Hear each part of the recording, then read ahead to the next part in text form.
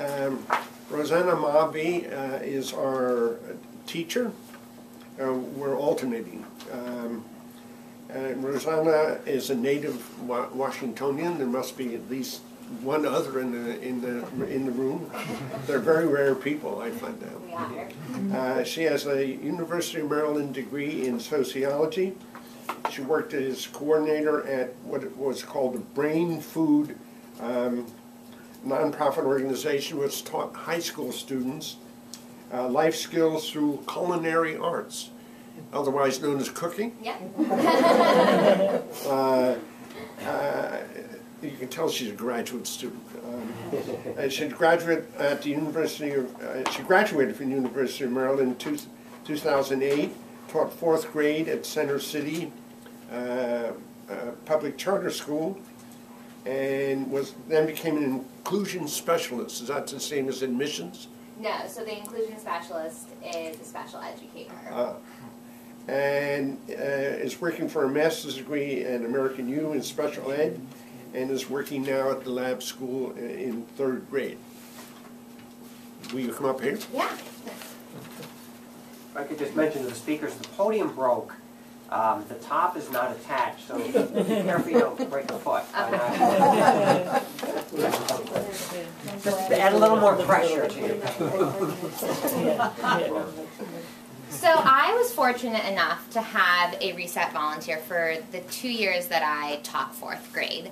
And initially this partnership was not brought on because of my efforts to bring in a Reset volunteer, but my school's efforts. And I was asked if I wanted a volunteer to come in and do science with my classroom. They said, an additional hand in my classroom? Definitely. So I was teaching science probably like twice a week for about 45 minutes to an hour. I will admit it was not always the top priority because math and ELA, English Language Arts, really where the stressors were, especially since we have the DC cast. And I think that the truth is, in part, one of the reasons our schools did the partnership is because in 5th grade, science is a tested area on the DC cast. So it was the idea of like, oh, let's start it in 4th grade and then continue it on in 5th grade.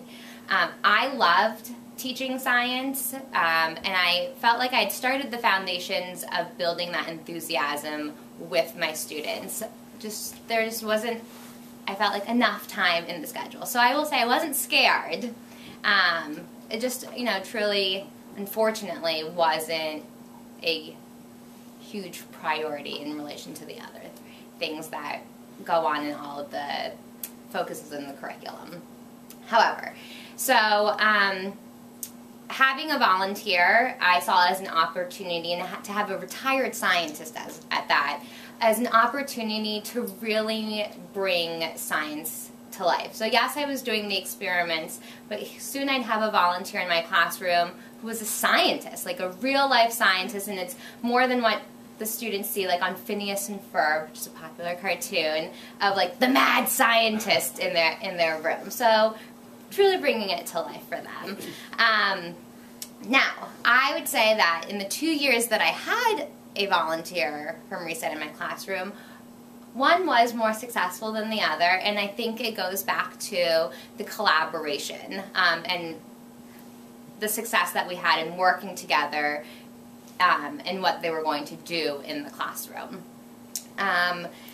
My expectations were for us to work together. I don't think it's going to work if the teacher sees it as a free period, because that's just really unfortunate to have a volunteer come in and you have your 25 students kind of take advantage of that. It's not how it should work. And so, in collaborating with my volunteer, I looked at the standards that I was teaching and how to, I saw in terms of like supplementing what I was already doing. So we picked 6 experiments to do, and in doing that, the more successful collaboration involved me getting the experiments that were proposed and having an idea of like what vocabulary was going to be introduced or was going to be involved, so that I could, prior to my volunteer coming into the classroom, introduce that vocabulary so that my students aren't just sitting there like, what are you talking about, and completely lost. So they already would have background knowledge.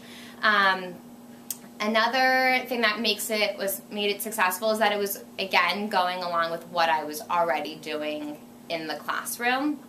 And my students absolutely loved it because it wasn't unfamiliar to them. They already had some background knowledge in what our volunteer was discussing and what hands-on experiment they were going to do.